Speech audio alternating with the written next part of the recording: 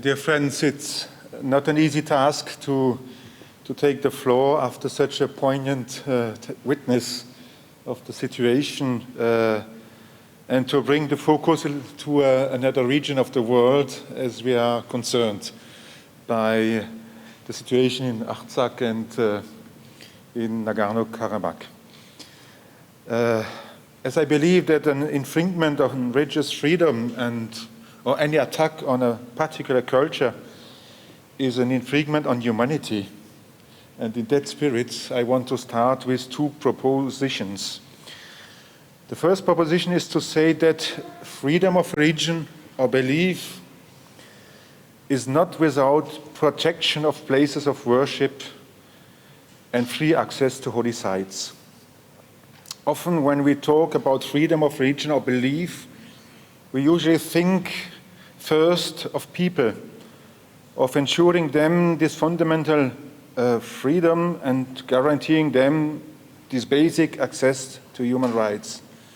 However, this freedom depends on certain conditions, and protecting places of worship and safeguarding free access to them is essential for the exercise of freedom of religion.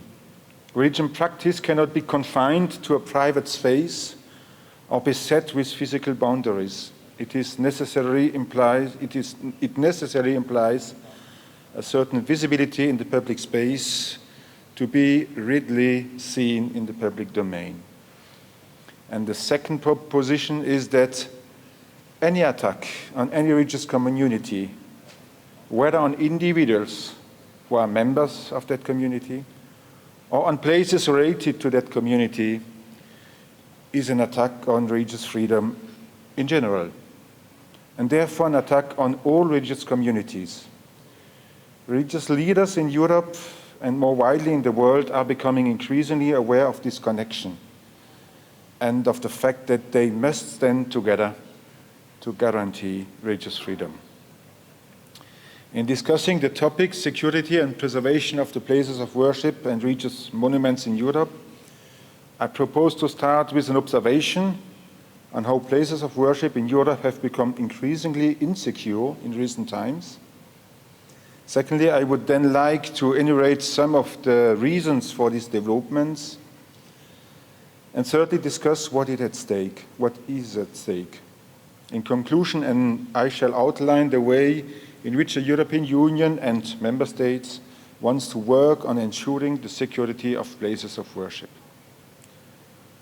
First, insecurity of places of worship in Europe. In most European countries, religious insecurity has become a reality during the 10 last years. Places, buildings, and people are targeted because of their religious identity. This threat is more than just a feeling, as can be shown by the statistics. It has now become a real political issue that the European Union in particular wants to address in order to preserve the freedom and rights of citizens. Indeed, in recent past, across Europe, public spaces, and particular places of worship and sites linked to religious communities, such as schools or cemeteries, have been confronted with a growing threat, namely the danger of being vandalized or subject to a terrorist attack. Furthermore, most of the facilities have been built without any consideration being given to the possibility of a potential malicious act, and certainly not a terrorist attack. For these reasons, security professionals call places of worship soft targets because they are either barely protected or not at all.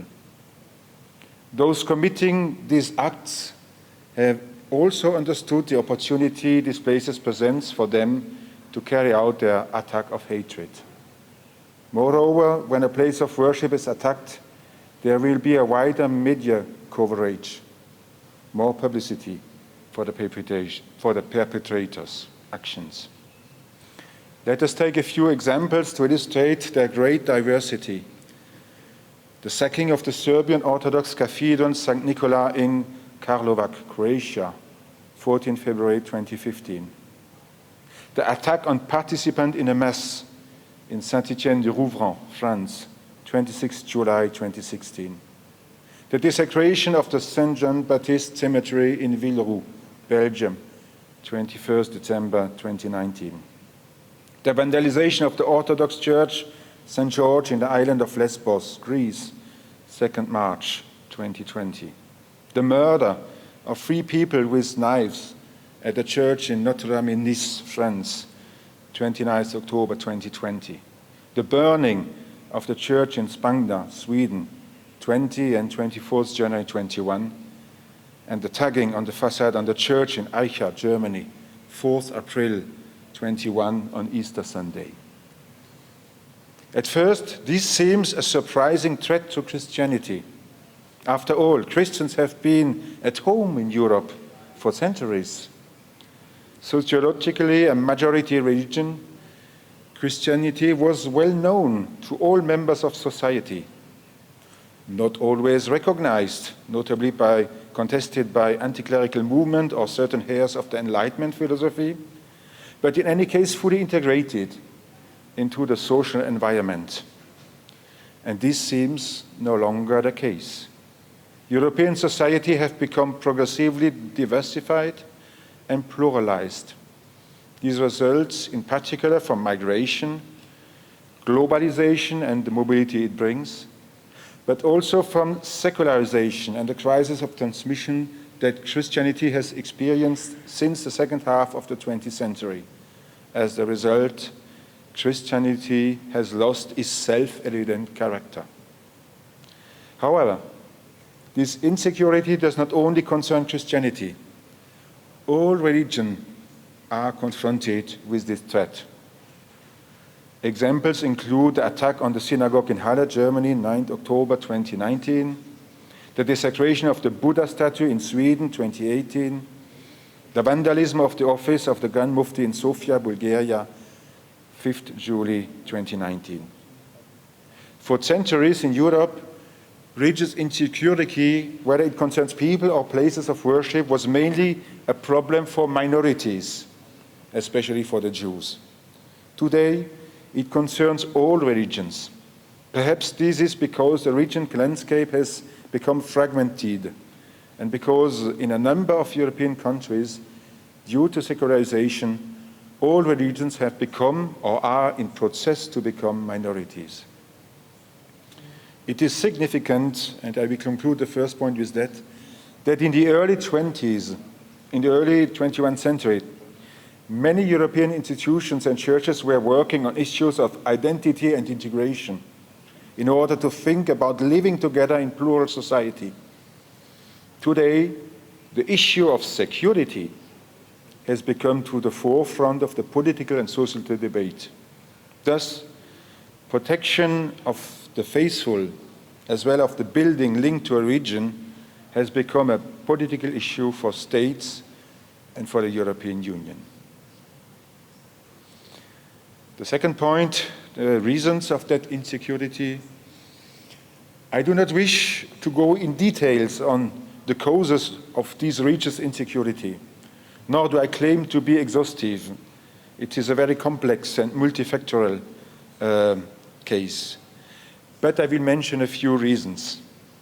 And first of all, the development of religious insecurity should be placed more globally in the context of the insecurity and the violence that exists in the heart of European societies.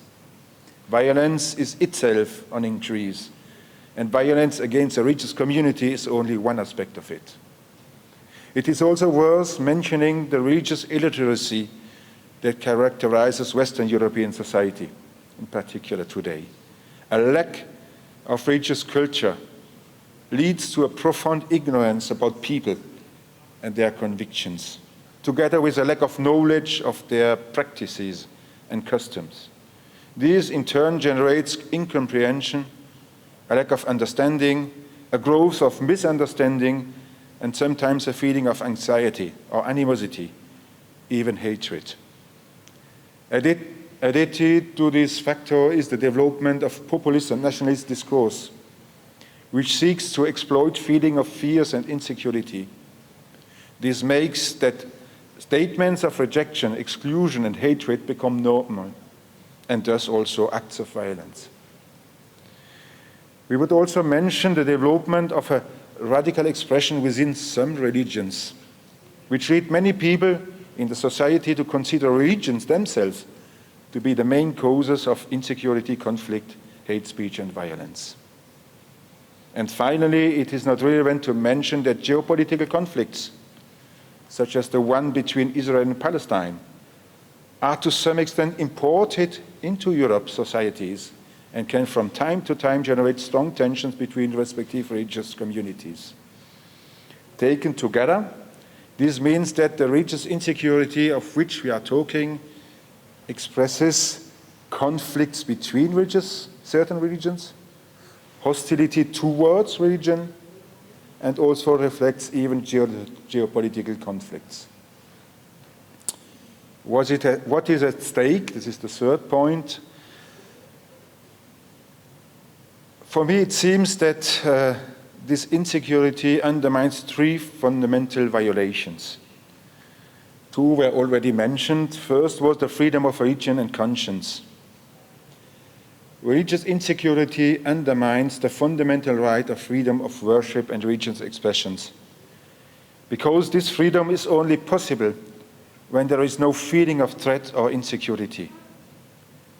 Religious freedom cannot be coerced in any way by pressure to impose or to suppress a practice. I'm talking more about religious practice and worship than belief. Belief can more easily, if necessary, remain confined in a private sphere. I do not prolong this point. We even spoke about religious freedom. The second is the integrity of individuals.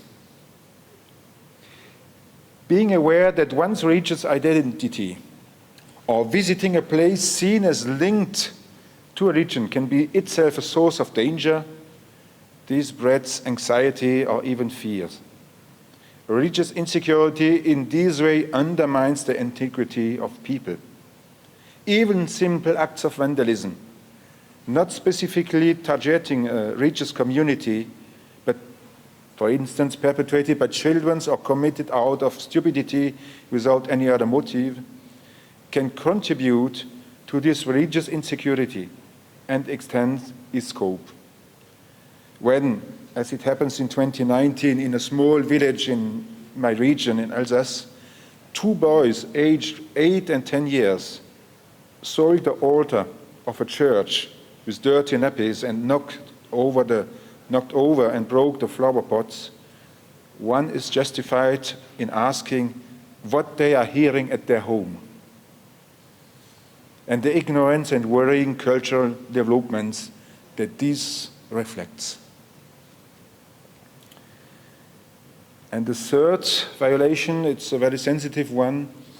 I would like to more specifically to address the issue of attack on places of worship and sites identified as being linked to religious community.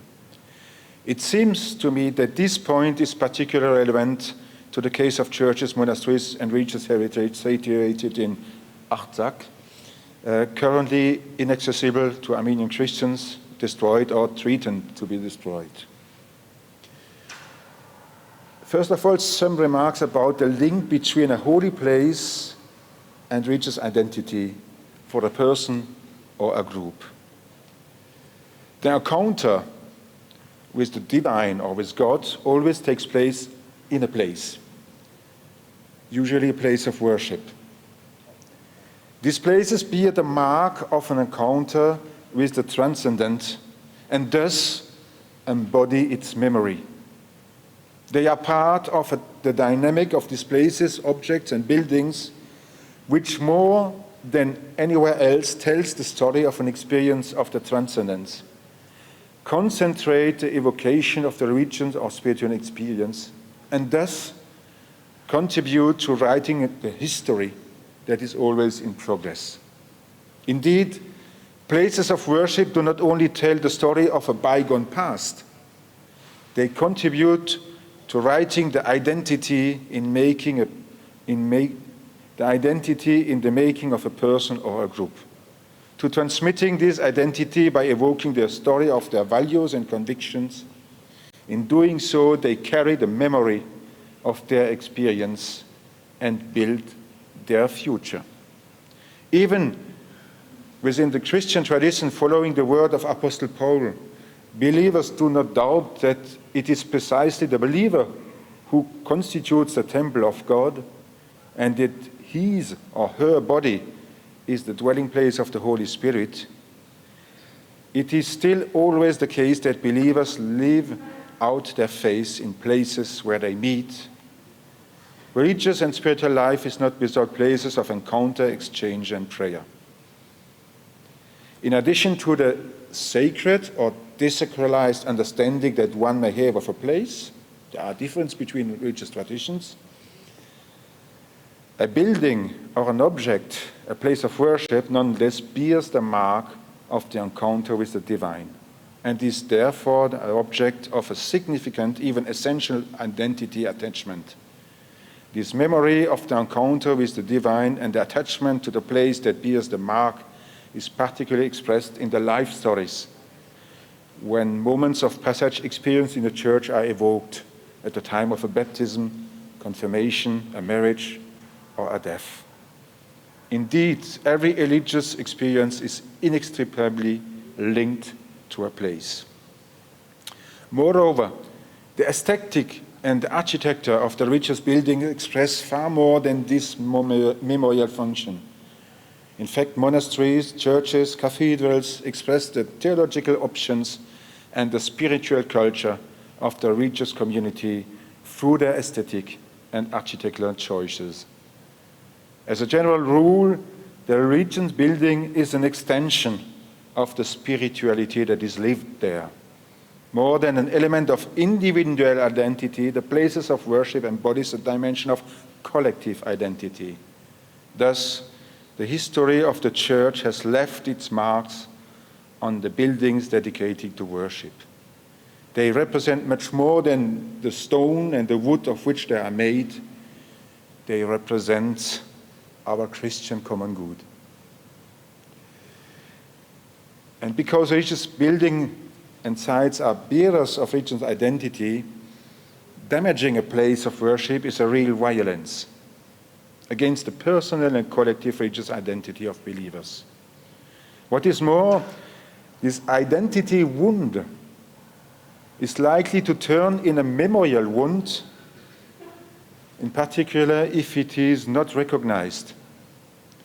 If no protective measures are taken and the place continues to be exposed to acts of vandalism or to threats of destruction. This concept of memorial wound was inspired to me by Olivier Abel, professor of ethics and philosophy in the Protestant theology faculty in Montpellier. Through it, he wants to express the humiliation that an identity wound produces in the long term, and how it is transformed into a long-lasting resentment, even into violence and hate sometimes.